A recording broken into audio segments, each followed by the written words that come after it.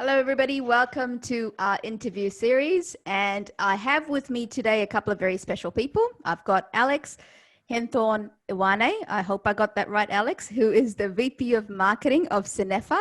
And he's based out of beautiful San Francisco. And I have another person full of brain power, Chris Barclay, who is the Senior Sales Engineer for APAC and Cenefa as well. Welcome both. Thank you very much. Thanks, great to be here. Good to be here.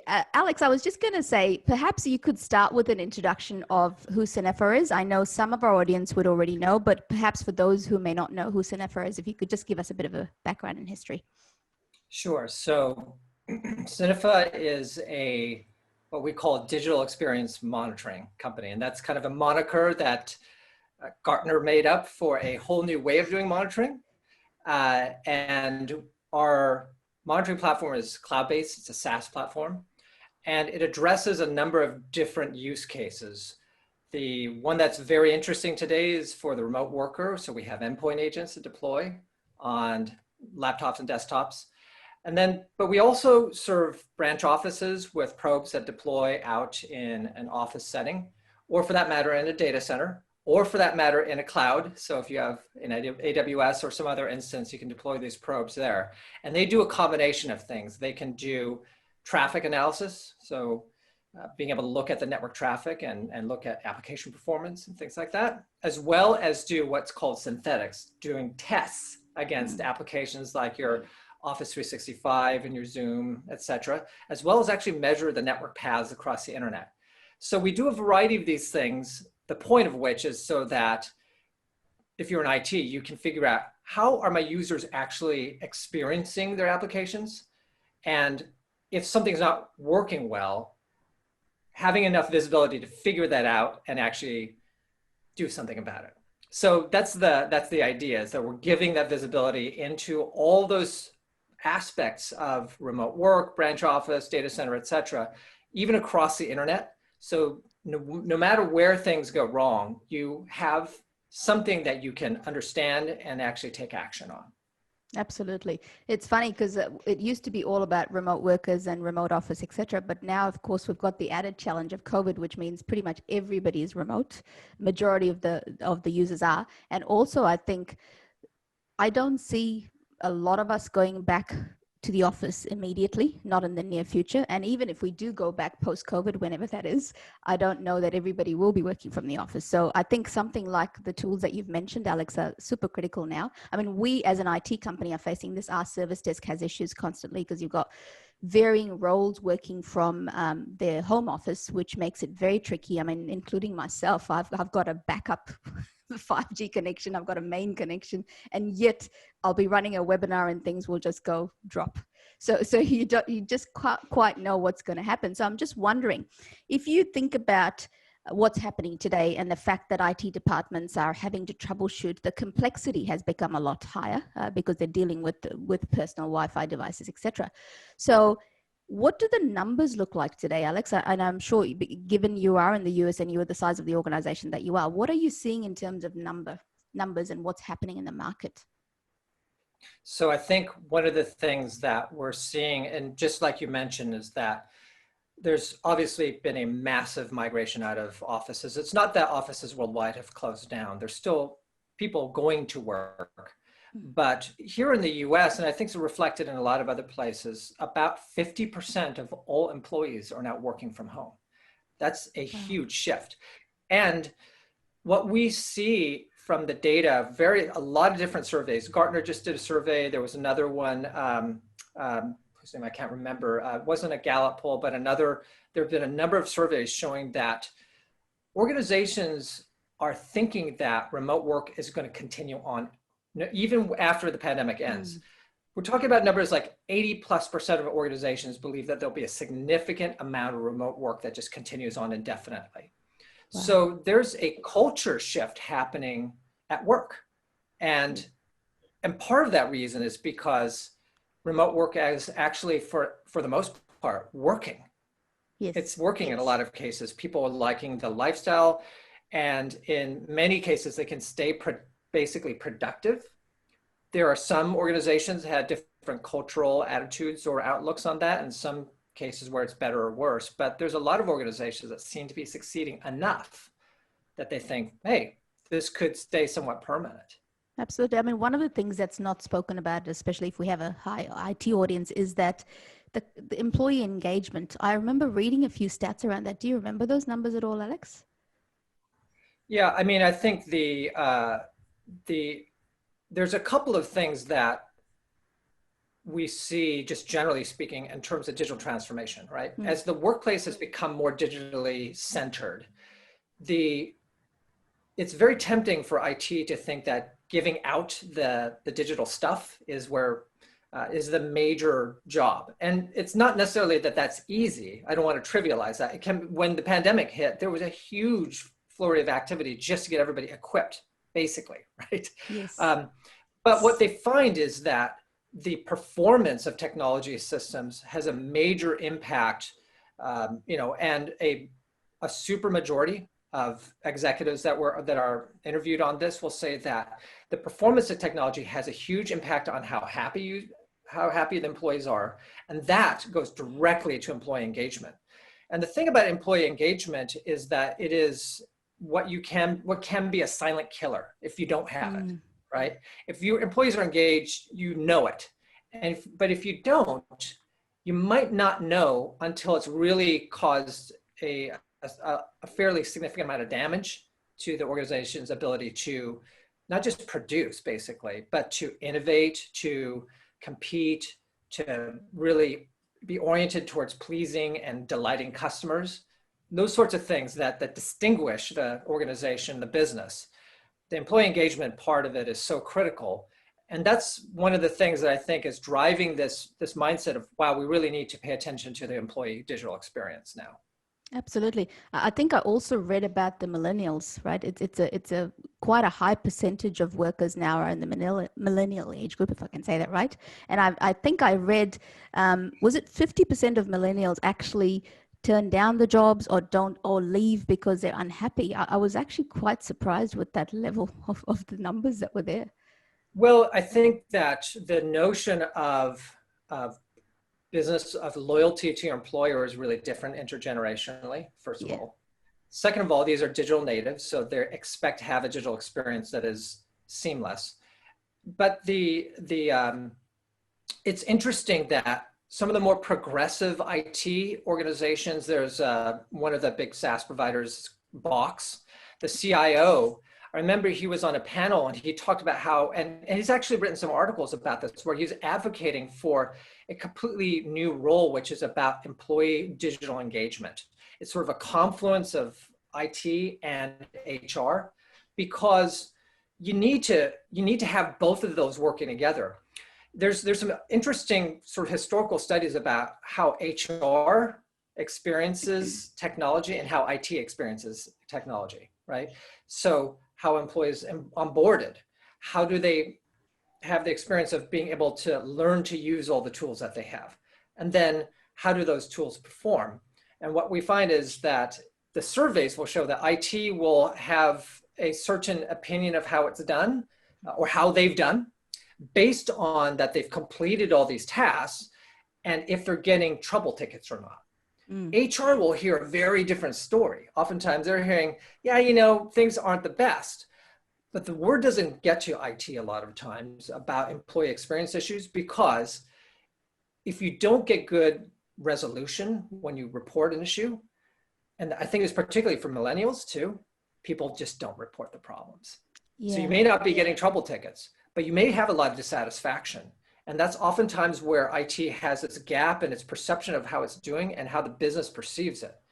And that's also, again, why sort of paying attention with whatever metrics you have, whatever tools you have, orienting towards the user experience, as opposed to, are all the lights green on all the stuff? Are the lights green on the switch? Great, but what does that matter if the user experience is not great? So reorienting towards that is an important part of evolving how IT sort of measures itself, right? And aligning sort of the way it looks at the operational metrics with how it's performing in the experience of the users is I think a very important thing these days, because I You love know, it. everything is I've actually accelerated. written it down, Alex. I've written down employee digital engagement. I think we do need to measure that. I mean, people take it for granted that right now the retention's quite high because people are concerned, right? But very soon people will start worrying about that because it's not always going to be that way. When this truly becomes the norm, then you still need to work on retention and the happiness of your staff. So I really have taken note. We could almost do another session on employee digital engagement because I think sometimes we get the measurement, as you say, very wrong. So I Right. think we And really do need to measure that. yeah, and I think one of the issues oftentimes is that the tool sets that IT uses are oriented towards a very bottoms up way of looking at the world. You have a million different pieces, very complex pieces that you have to worry about in IT, and you'll be blamed, of course. Everybody Of knows that on course. some level you're blamed if something goes wrong. So there's a justifiable reason why you need to look at all these different metrics. But the question is, do you have a top-down way of looking at things from the user point of view or from an application point of view? Is it, for example, easy to say, hey, SharePoint is going south, as it were, or is Yes. not going well for a certain part of our world, our Yeah. user base? Is it easy to see that? Is it easy to look for commonalities? Can you look from that point down as opposed to, I've got a million indicators, you know, little bulbs and switches and dials and things like that. Someone tells me I have a problem, and now I'm trying to figure out from all these myriads of data points how to make sense, right? Yes. So yeah, Absolutely. it's a reorientation. You mentioned something which was actually leading perfectly into my next question. I know, and Chris and you can both answer this. What are some of the specific problems being solved? Because what we're seeing a lot of, given that we support a lot of organizations, is people like call center agents who are working from home and they're trying to use telephony and everything else remotely. And the second one, I'm going to lump both of those in so you can address that together. One is the call center agents. That's a big one because you will voice. And the other one is something like SharePoint, because in some cases you're drawing down some reasonable size files. So how are these specific problems being solved by your solution, if you like? Yeah, I'll start on this one. So, you know, one of the main things we're trying to do, particularly with the work from home force, is to provide insight into the viability of even running your applications at home. So, you know, touching on the contact center and voice there is the perfect example. You know, if you take an application like Teams, there are very clear published metrics from Microsoft as a vendor to say these are the tolerances that you need to be within in order to get the best experience out of this application. So, you know, all of the monitoring tools, everything that everybody does in an office to meet that criteria, nobody's done that for the dusty Netgear router that's in the corner, right? So, you know, how many homes have had a wireless survey done on them? So what we're trying to do is to provide that insight into you know, even just the viability of being able to run your business critical applications over that connection. You mentioned yourself, you have a 5G backup. Yeah. Right? That is not a common thing, right? Yeah. So, you know, to enable an organization to measure the experience based on, you know, portions of the network that have traditionally been a complete black hole to IT organizations, either out of pure ignorance or out of just you know, I don't want to look into that because it's in someone's home, right? That's too Yes. hard, right? Yeah. So, you know, but to then give you the information of, okay, can we actually rely on that? You know, can this person be productive? Can they be happy while they're working? Or do we need to look at another solution? You know, whether that's a 4 or 5G option as well. But otherwise, you know, the information you're getting is going to be very subjective, right? So, you know, if you've got a noisy user in the office, dollars to donuts are going to be a noisy user at home as well, right? So being able to Absolutely. measure that precisely in exactly the same way, and then get that whole organizational view to understand, okay, these are the people we need to focus on. And it might just be something as simple as the particular carrier of choice for those few people, right? So $20, $25 a month for a business grade, you know, 4 or 5G connection, that's the problem solved. That's your salaried worker now back up and running again. Absolutely. I was actually just thinking, because in that scenario, you're being proactive, because like you could pick a group of people, be it the VIP users or the actual customer facing people like the contact center people, and you give them that connection, also test to make sure that it's viable before you roll anything out. Is that right, Chris? So this tool is actually being proactive in that sense. Yeah, absolutely. I mean, you know, the last thing you want to do is find out that this contact center user has, you know, voice quality issues. You know, you've got a poor digital experience from your employee, which then leads on to a poor digital experience of your customer as well. Wouldn't it be nice to know if that was reliable enough beforehand, right? Yes. Or be able to pinpoint, okay, look, there was you know, the last thing you want is for a customer to say, I can't hear you, Yeah. right? In a, you know, I used to design call centers, right? That's Yeah. like the worst, you know, shy of a dial tone because you've been, you know, hung up on. That's kind of the worst thing you can hear in a call center. So to be able to provide that assurance, and if something does go wrong, to be able to pinpoint really Yeah. quickly where that is, you know, that's what we're bringing to the table here. Oh, absolutely. And again, I love reading statistics because it keeps me on the ball at times. But once again, I don't remember whose research that was, and I've read it now more than 5 times especially over the last 3 months, is that customer experience will very soon be your number one differentiator. So even though your team may be working from home, customers still expect the same experience. Whatever channel they interact with you through, they expect the exact same. So it doesn't matter that your contact center agent is at home. They can't be dropping out every 5 minutes. I mean, you know, whether you're talking to a contact center agent that's sitting in an office or sitting at home, you know, I'm still paying my monthly power bill, right? So Yes. I don't care. I just want to be able to talk to them and understand what they're saying, right? And know that everything's in place. You know, if I'm the supervisor of that team, if I'm the manager of that team, I need to know that the tools that my team have are up to the job.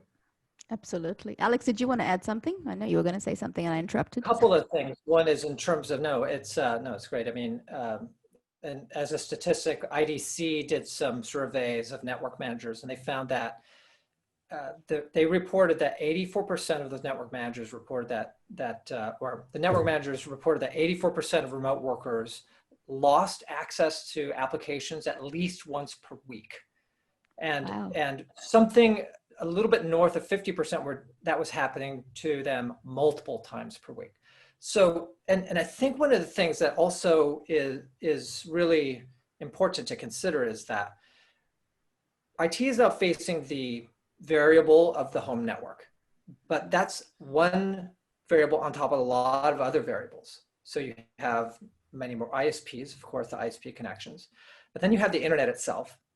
And then you have the nature of different applications. So for example, if someone has been doing email from home on, kind of Outlook Online, and that's fine, then you might consider, oh, well, everything else will work fine. But there's a real difference, for example, between Outlook, which is served through a CDN, meaning a very, very vastly distributed Microsoft Azure network, kind of with a lot of points of presence around the world. Most of the content is not very far from you. In SharePoint, you're actually going back to a central Azure data center, no matter where you are in the world. So if you have geographically distributed people, wherever that data center is, the farther away you are from it, the more sensitive your application experience can be to internet disruptions or other little things that go on in your home or otherwise. And same goes for things like Teams or other UCaaS type of applications where you actually have a distinct set of servers that you go to actually connect your voice and video. So there's a lot of variables. Think how many software as a service applications employees use. And think about all those dependencies now that have to work perfectly. If you're in IT and someone's having an issue or a set of users are having an issue, you need to be able to see across all of those dependencies, or else you may get stuck just throwing up your hands and saying, I don't know, which really isn't an acceptable answer to give if you're in IT. Exactly. I mean, the customer experience applies to us as well, right? As IT people, you need to give the same experience, even though the environment may have changed that we're supporting. The expectation is still the same. You still have to get that high CSAT rating. What I might do, Chris, is I might give you the opportunity to start the demonstration, if that's okay. All right. So look, there's a couple of bits and pieces to kind of run through. I'm probably going to focus in on the endpoint today, given that the remote worker is kind of the highlight of what we're trying to talk about here. So to start off with, one of the things, and I mentioned this earlier, one of the things that we're trying to highlight is what are the commonalities amongst your remote workforce? So providing insight into particular locations, particular service providers, or the SSID, for instance, so we can very quickly differentiate between those on a corporate SSID versus those at home, and then to provide some insight into that scoring. So this gives us a kind of overall view of our user experience. Again, this is all being measured from the point of consumption. So there's a few different views that we can go into here. Another one would be... Can I ask a basic silly question, Chris? By all means. What are we looking at here? Just for the people who may have no idea what we're looking at, is this a particular, so we have a mixture of people listening in the audience, people who already have Cenefa, the actual boxes that we used to drop at sites, but I know this is something different. So could you just tell us what we're looking at in terms of product and solution? Yeah, absolutely. So this is our endpoint agent. Yep. So this is installed on Windows, Mac agent. And this is designed to provide metrics around we've kind of broken it down into a number of domains. I'll go into that in a little bit more detail soon, but essentially we're trying to do all the troubleshooting for you. So by gathering critical metrics that we know have an impact on the digital experience, we're able to break that down into the various components. Is this something to do with the endpoint? Is this to do with, are they having issues with their Wi-Fi on their local network? So, I mentioned the dusty Netgear in the corner, right? So, so whatever router modem you've been given by your carrier, right? So it's obviously not a business grade one. So how can we gain insight into that portion of the network? Whether we're seeing issues with the internet connectivity itself or whether it's something to do with the application. So, so there's a few different views here. I'll touch on the sort of high level ones to start with, and then I'll dive down into one of the individual workstations and we can run through what that looks like and gather some insights from that. So this is giving us our trend across the organization. So obviously this is just my little demo rig here, but we can see our user experience distribution. So how many people are good, how many people are okay? Are we seeing a particular shift in that trend over time as well? So we can very quickly ascertain things like, is this a new issue, if there's something larger that's happening, or is this something that has only been happening for the last hour or so, or the last 3 hours? So this is an overview of the workstations themselves and their performance. What I'm going to do now is show you the overview of the applications across the organization.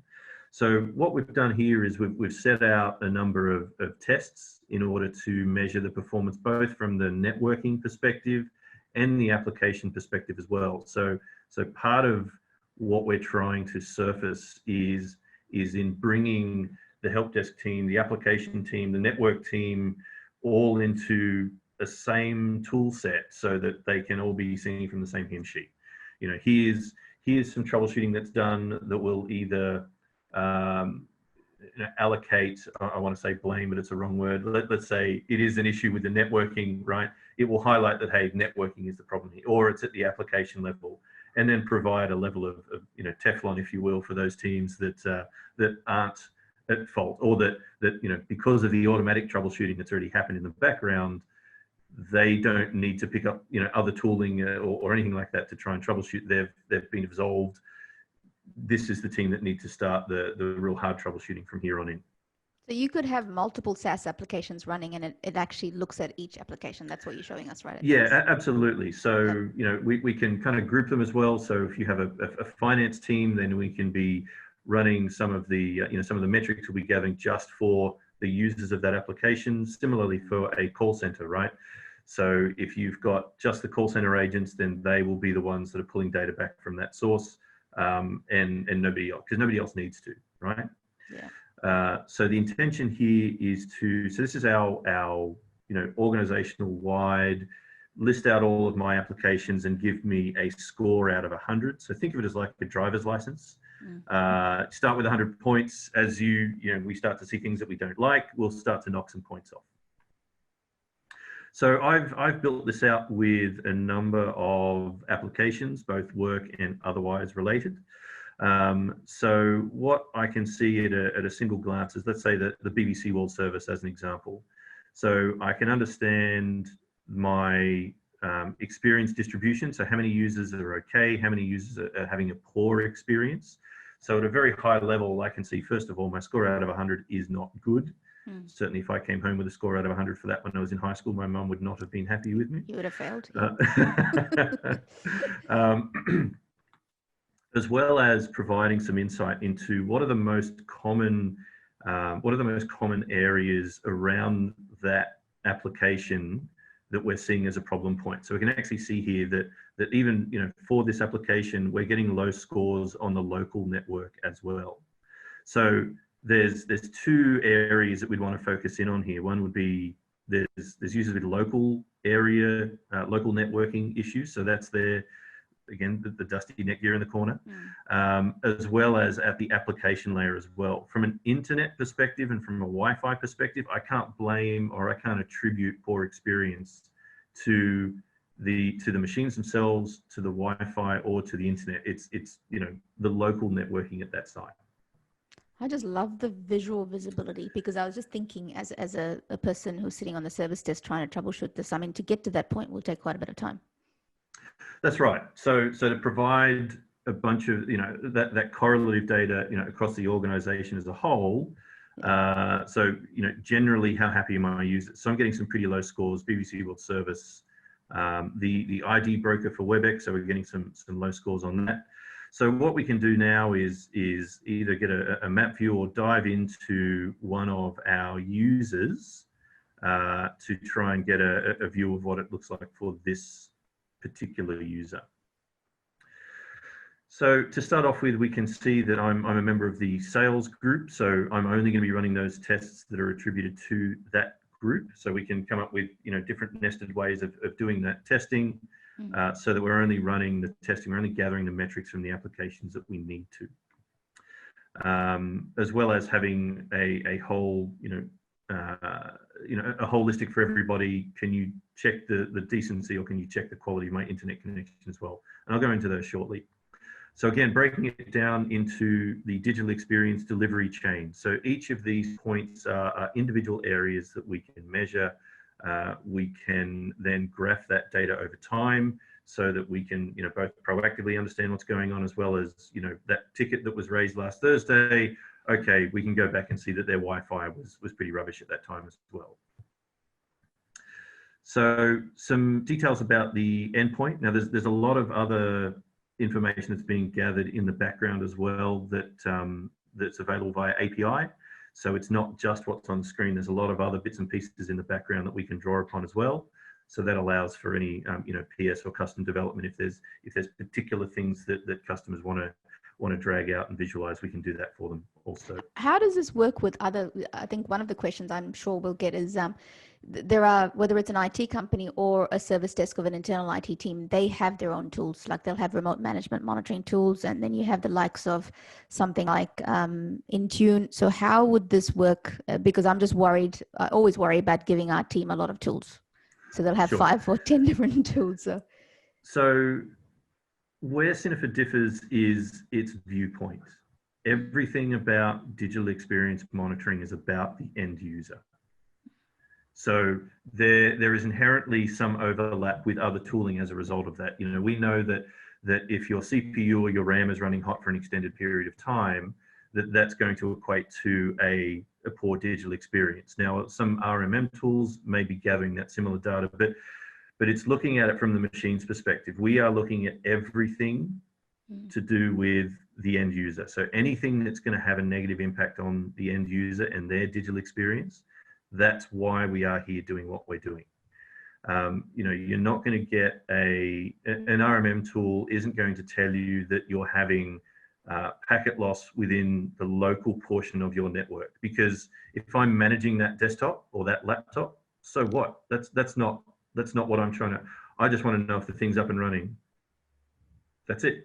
Yes. right? So what we're trying to do is to overlay the digital experience to that, because ultimately the whole reason that you build an SOE for a laptop, the whole reason that you provide, or you kick in a few extra dollars so somebody can get a better internet connection at home to connect up to work. The whole reason you do that is to try and make it better for them. So why aren't we just measuring the things that make it better for them? So that's what we're trying to focus in on. Understand. Are these agents? Sorry. Go, Alex. I was just going to add that, I mean, one of the things that you do bring up is that it's a really legitimate point to say it is very possible to have too many tools. And when the more tools you have, it's been proven study after study that at a certain point, efficiency drops dramatically, right? Yeah. Because you're just popping between different tools. One of the things I think you observe here is that in this one view, even in the previous view, we're covering a number of different domains. It would be possible to get a Wi-Fi only tool or just a network tool or something that's doing some kind of synthetic measurements across the internet. You could get several tools to do these things. And one thing that we have really strived to do is not just bring those together, but to make them make sense together. So that's one of the other things that I think you can see literally on the screen is that we actually brought multiple functions together with that user experience focus. So you're not hopping between 4 or 5 different other tools to see into these different domains. I So agree because, yeah, I completely agree. Because when you look at that, it gives you quite a lot of information about the endpoint so that the engineer doesn't have to switch between, say, this one and their RMM or Intune to understand whether they have a Lenovo or a HP and what Windows, everything, right? So you've got all of that. It's a very, very good snapshot of the endpoint. Are these agents easy to deploy, Chris? Oh, yes. So just a standard signed MSI file. So anyone who's done any application deployment will know what that is. Yeah. It's a PKG file for on the Mac side of things. So any existing application deployment tools that may be there already can be utilized for that MSI. We've provided the silent install script path. It's all very, very easy. Most organizations that we're rolling this out either in production or for POC, within an hour, we've got a few hundred agents reporting back to us to come back in. So there's the deployment is deliberately made as simple as humanly possible. We also have an auto update feature as well. So from a maintenance perspective, we can switch that on, and then you just don't have to worry about it from then on, right? It's just taken care of. Any updates are automatically rolled out. And I'm assuming it's a very light agent because people always worry about installing yet another thing on their endpoints. Yeah, absolutely. So that was obviously being something that measures performance. You don't want to be the thing that affects performance. There was some very, very strict guidelines around, we need to operate within these parameters in order to provide value without affecting that value. So we're less than 1% CPU, typically less than 20 meg of RAM, and the amount of data that's running between the agent and the portal or the controller is normally about 1 kilobyte per minute. If you are loading up dozens and dozens of tests, then it can be a little bit more, but out of the box, it's less than half a kilobyte per minute. Oh, fantastic. I love the less than 1%. That was a good start, Chris. I actually had to argue with the engineering department a little bit. They wanted to put 0. I'm like, no, we just had to say less than 1. Some 0 is pretty hard. Okay, look, it's pretty close to 0, but let's just say less than 1. That's fine.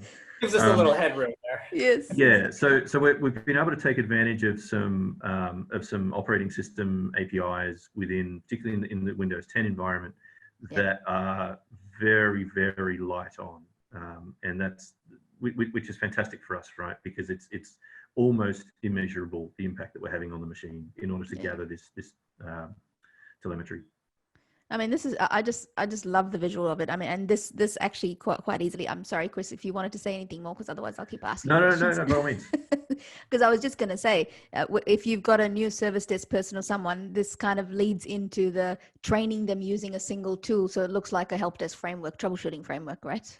Yeah, again, it's Cinefa has a kind of unofficial 3-click rule. Yep. So if we haven't shown you what you were looking for in 3 clicks, then we've probably made it too complicated for you. So our UI team is fantastic. You know, the way that they're able to provide the depth of detail, but present it in such a way that's really easy to use and really fast as well.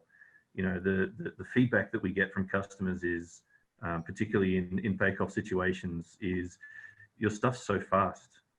I think so, and so easy. I mean, I keep harping on about it, but I just love anything that's visually easy to use because, again, cost, right? If you want, you want to try and get those tickets and issues resolved as best as possible by the level 1 or level 2 engineer, so it doesn't get escalated.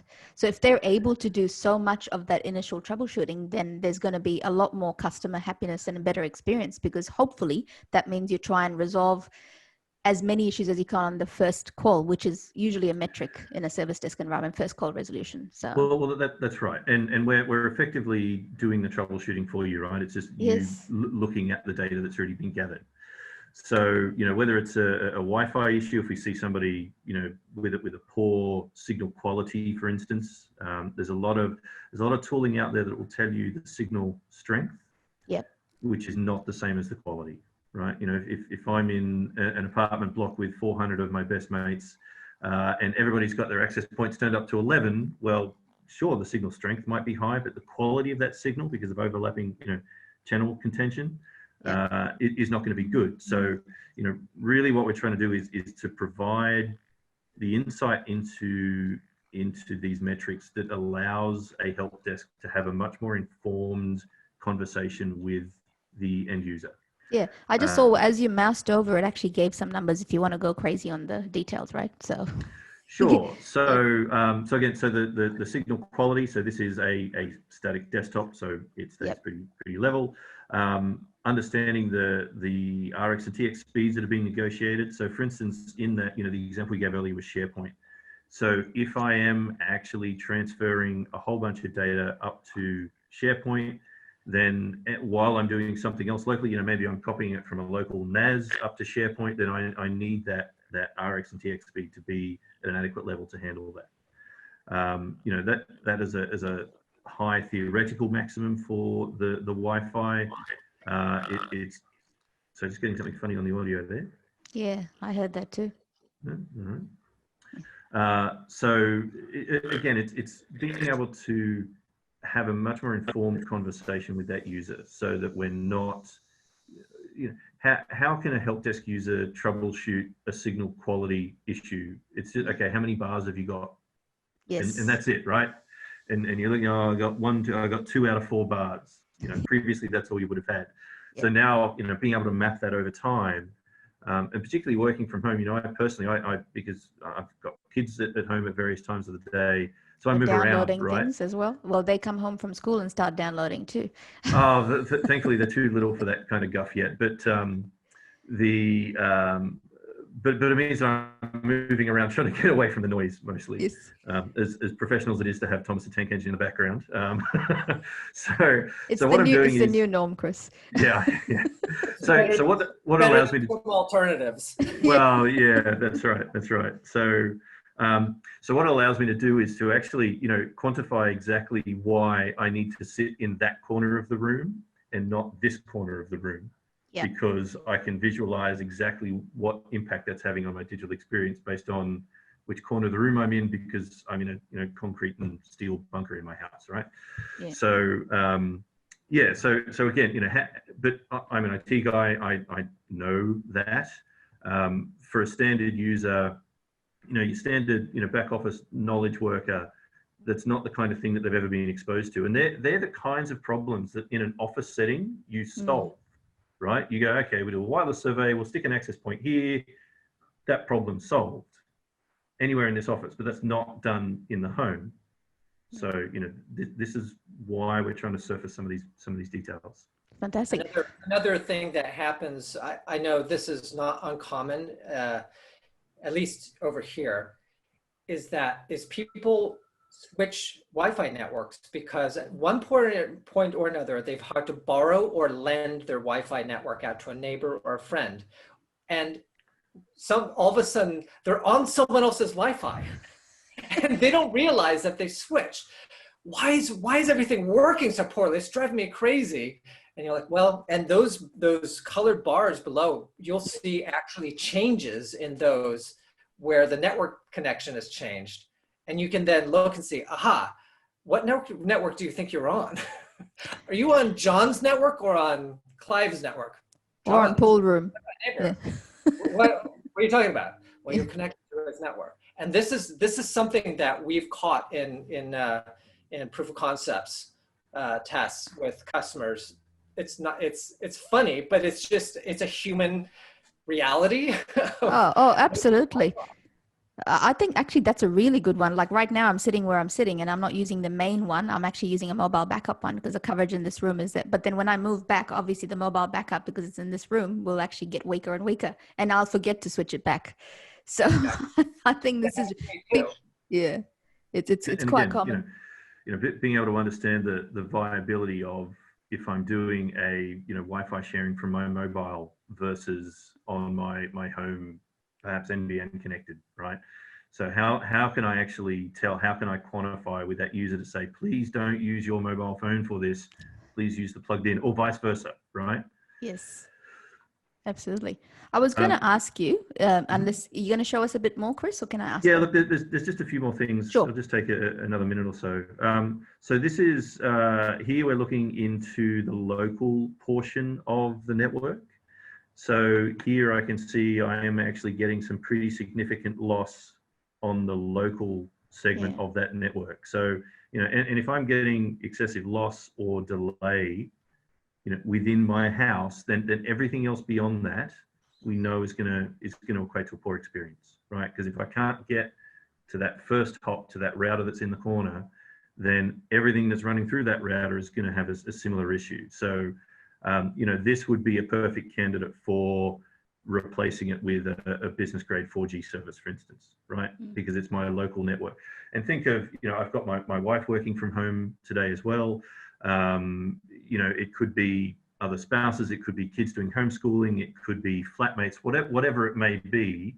The problem here is my local network, right? And as a business, if somebody wants to make me more productive, 20, 25 bucks a month for a 4G service, and that's sorted then. Yeah. The next little bit I'm going to run into is in some of the synthetic testing. So this is available from both the endpoints as well as our probes, which is the packet level detail that we get in branch and DCs. And so what we're doing here is trying to provide insight into the basic connectivity. So I can see here my Cloudflare service. So this is one that I normally put together as a judge of internet connectivity. Is this okay? And being able to understand things like our delay, jitter, and loss over time. Additionally, something we're doing here is exposing the path that is being taken. So where I'm starting to see excessive loss, for instance, what we'll see is a little red ring around that node to tell you this is where for our synthetic testing packets, this is where that forwarding loss, this is where we're starting to see problems with this service. So what that allows you to do is highlight, okay, is this locally within the network? Is it out on the big wild west of the internet? Or are we actually getting that loss at the service provider or at that SaaS provider? So we kind of touched on the point earlier of user apathy and whether or not, eventually people stop reporting issues. So this can help to resolve that because you're closing the loop. I don't own the on-off switch for the internet. Fine, I can't necessarily fix this. But what I can do is export this as a report to the user that reported the issue, or email it to them, or send them a link so that they can understand why this is an issue on the internet. I can't fix this. It's not an application team problem. It's not the network team problem. It's just on the internet. Right. I love this, Chris, because you're giving them the evidence, right?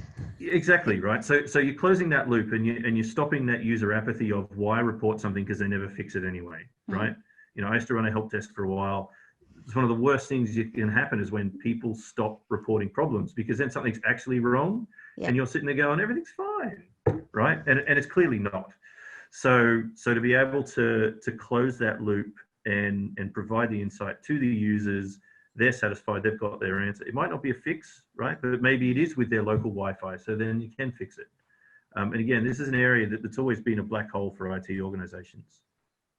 And the other thing is that if it is a problem in a network that is operated by one of the providers or SaaS providers or ISPs that you actually have a business level contract with, then that evidence becomes something that you can use to escalate with, and they can actually do something about it. So it gives you more options. There may be some things in the middle of the internet that nobody can do anything about. But there are some cases where a provider actually will take responsibility if you can show them clearly, you have a problem. Yes. The problem is that you usually just don't know. Absolutely. It's really good. I mean, these are factual numbers, right? You can't really argue with facts. So, you know, we had a customer the other day that they believed an accounting piece of software was being served out of a data center here in sunny Sydney. And what we were able to do was to trace that path out and group by country, and they're having performance issues, and it's because it's bouncing to Hong Kong, to Germany, to the UK, then to the US, and then back to Germany. Wow. So the path that was being taken for their application that they believed for data sovereignty reasons was being hosted in Australia was actually going to the other side of the planet and bouncing around a bit before it came back. That's a concern, isn't it? It certainly raised some alarm bells with them, yes. So, you know, so if we have a look here, for instance, our BBC World Service, this is on the other side of the planet. So that makes sense that we're seeing a high delay there. Yeah. So, you know, this is why, but, you know, we're getting a little bit of loss against the internet. It's always going to happen, a little bit of jitter there. At the application level, if we focus in on that world service application again, we can see that, you know, one of the main contributing factors to the delay here is an excessive SSL handshake time. Wow. So where we're seeing a high SSL handshake time, that's a pretty good indicator of the application itself at the other end struggling. If we're seeing a high TCP handshake time, that's a good indicator that the operating system itself at the other end isn't necessarily handling that. But, you know, who owns that code? If it's a SaaS-based provider, this is kind of as high up the stack as you can possibly go to gather your own metrics without having to look at the code level, because you don't have access to the code. You know, Salesforce, WebEx, they're not going to share their code with you. So this is what you can test from your side, and doing it the same way repeatedly over time, both, you know, from an individual level and then across the organization as well, so that you've got that really quick viewpoint of, is this a one-person problem? Is this a 10-person problem, or an everyone problem? I just love how granular it is, because you're looking at all of that element. It's just not one number. There's several measures, Chris. Yeah, that's right. So, and we're trying to kind of to make it easy to consume, right? That's why we're rolling it up into our score. But that score is made up of all of these metrics. So, you know, the time to first byte, for instance, is pretty good industry standard. How well is my web-based app performing? You know, this is the first usable part of data that I'm getting back from that service. Yeah. And so that's you know, for me, the BBC World Service, yes, we've got that excessive delay because it's on the other side of the planet. That's fine. But then we're also getting delays in the application itself, right? So, you know, for this instance, I can't blame the amount of RAM that I've got in this laptop. I can't blame my Wi-Fi. My local network isn't great, but we're also getting issues, you know, with just the packets getting to the internet and then in the application itself. Got it. And it really does give you a number that way. So I guess the business can decide whether 90% is acceptable, 80% is acceptable as well, right? Correct. Chris? Yeah. Correct. There's an update going in tonight, which will allow us to set all of these thresholds as well. So for something like the BBC, where we will always have that higher round trip time, we can set our own thresholding for that. So we'll be able to do that from tomorrow morning, which is nice. I know it's a silly question again. Yeah. Is it possible to set alerts when you... Yeah, absolutely. So we can alert against things like, you know, the round trip time. So any of these metrics here, that's what we're putting into the, that's what's in the alert engine. Yep. And again, there's some, you know, to try and provide some insight into, is this a one-person problem or is this an everyone problem? Yeah. One interesting use case that I've come across is the C-level team.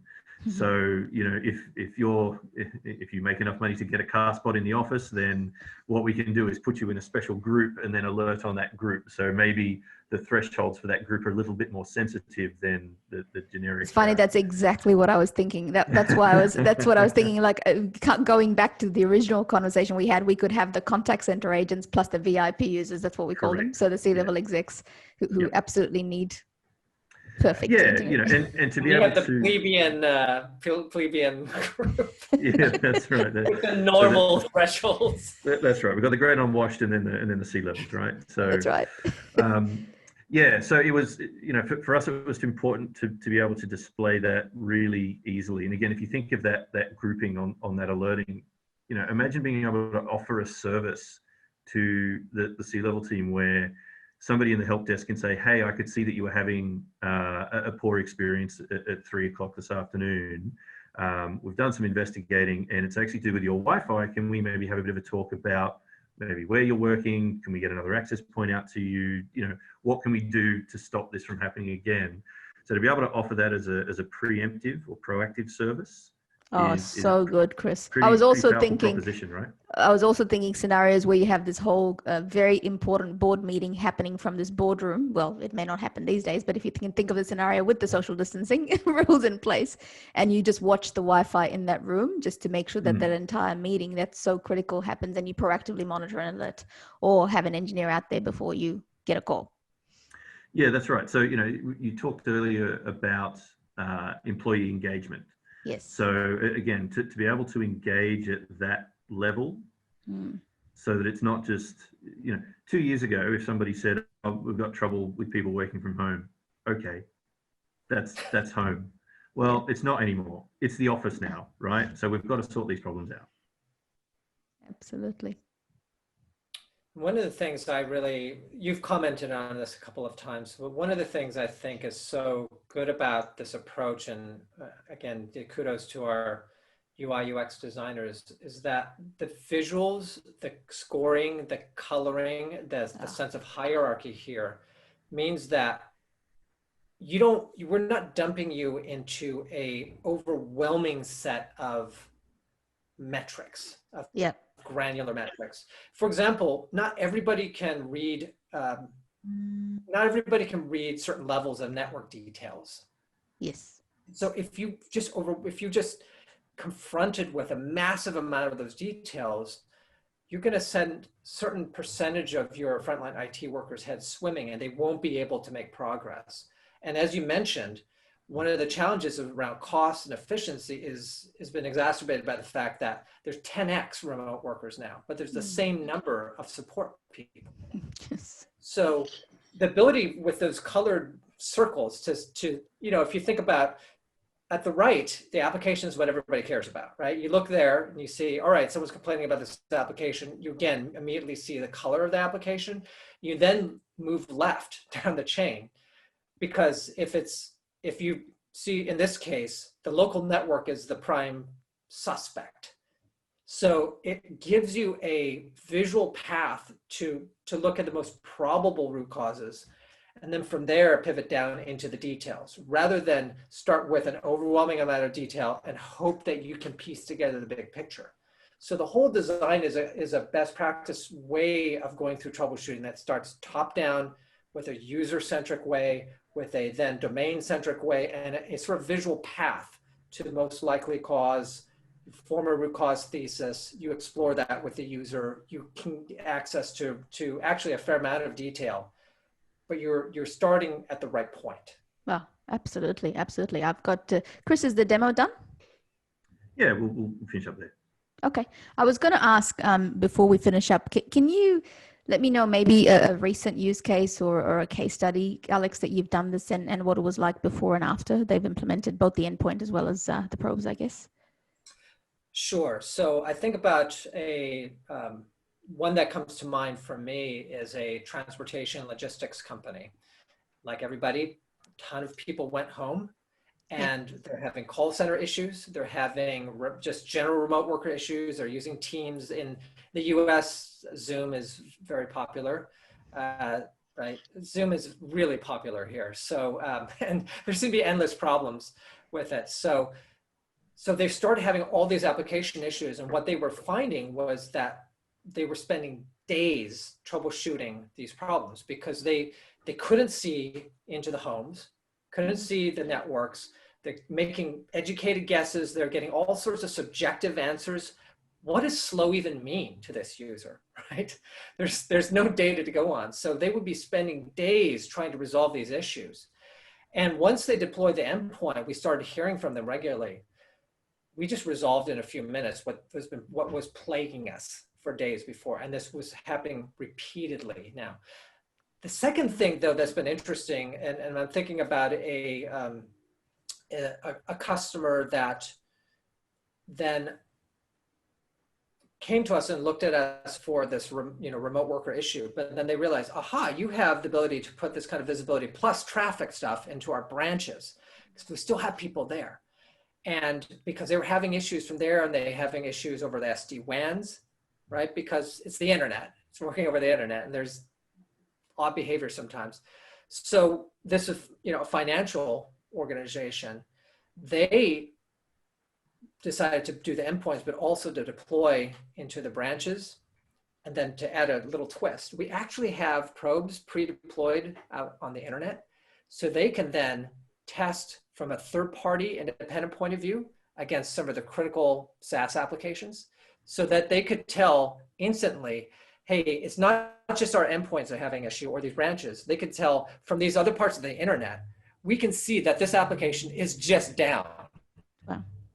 So they used a variety of these different measures so that they could see from their offices, from their endpoints, and even from other parts of the internet, whether or not the application is having an issue, or it's in the branch office or in the home office. So there's a couple of really interesting use cases that we've seen. Very good. I was going to ask you, for those of maybe the very larger organizations who may be listening, do you have any well-known customers who are customers of Cinefa, just to give some background, the larger names you can think of, if it's okay to share? Alex, I put you on the spot.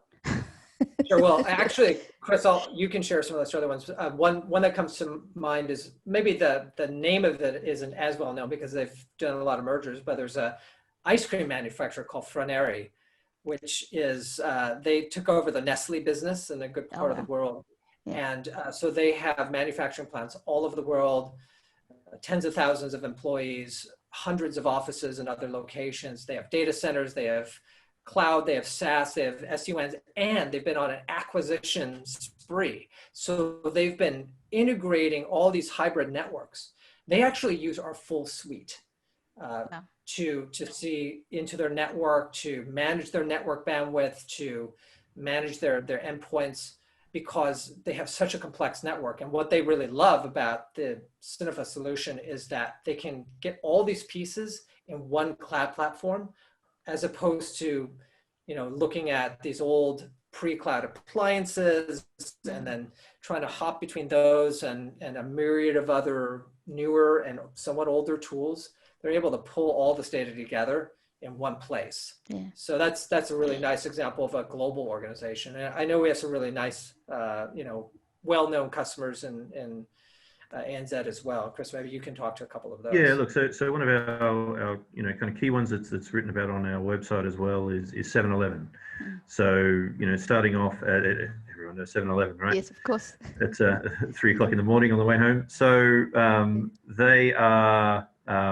they're a corporate customer of ours with our probe, so doing the packet level analysis, and being able to provide insight into a very complex network, both a retail setting as well as a corporate setting and the data center. So we are spread across both their retail. We've got different licensing options for some of the smaller retail sites. We don't have to have a probe at all of them in order to still gain that insight. So there's a case study on the website about 7-Eleven that's worth a read. I'm hoping we can update that soon, because there's a few other new bits and pieces that are happening there as well. It's pretty good brand name to have, because you can relate to it as well. We've got a lot of retail customers and hospitality customers and all that. I mean, one simple way we use it, especially as an IT team, is we have spare probes. that we have in our office. And if we have an issue and the customer is not yet ready to do anything about it, we'll actually use the probe to actually troubleshoot. It's almost more cost effective for us to go and install the probe, work it out, and then take it back in a month or so. And sometimes we never take it back. So it's a really great tool. Yeah, the probes tend to be sticky like that. Yeah, they stay there. And they're not, and if it's okay for me to say, they're not as expensive as you think they are. You get the return on investment very quickly. Yeah, look, certainly compared to what some of the other vendors are offering, our price point is very attractive. Yes. There's, and again, from the deployment options, there's obviously insight that we can gain from the endpoints or from the probes. We offer a proof of concept or proof of value trial periods as well, both for the probes, endpoints, or all together. Yeah. So there's all sorts of different options there to explore how Cinefa can provide you the insight into the digital experience in your organization. And I'm really looking forward to the endpoint, because that's the next level, really. The probes were pretty good, but the endpoints are the next level. So thank you so much, both of you, for your time today. I really appreciate it. I don't know what time it is there for you, Alex, but thank you for being there for this long interview. My pleasure. No, it's not very late at all. We can see the window in the back. The sun's still up. The sun is still out. Thank you so much. And thank you, Chris. Thank you very much, Chris, for the demo. Really appreciate it. Thank you, everybody. Bye-bye. Thanks.